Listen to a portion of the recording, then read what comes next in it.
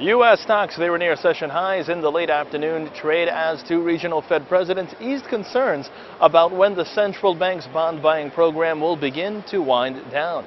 Now, with no major economic data released for the second straight day, investors instead focused on speeches by New York Fed President William Dudley and St. Louis Fed President James Bullard for early indications if Bernanke's congressional testimony tomorrow will point towards a reduction or even an end to monetary easing.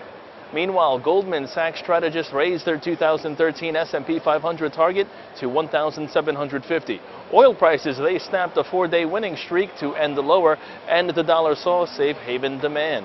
This all combined to see a mostly strong finish for the big board. Speaking of which, taking a look now to see how the Dow Jones has closed out today's trading session. The Dow is on the upside, 52.30 points to settle in at 15,387.58.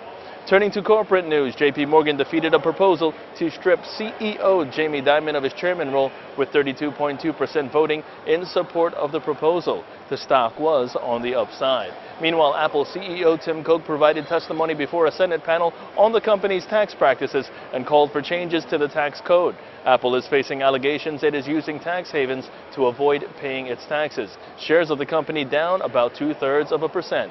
And Microsoft unveiled its new gaming console, the Xbox One. Microsoft shares, however, were down nearly 1% following the announcement. But shares of rival Sony surging today nearly 10% in heavy volume. Sony announced on Monday that it will unveil its PlayStation 4 next month. 5, 4, 3, 2, 1.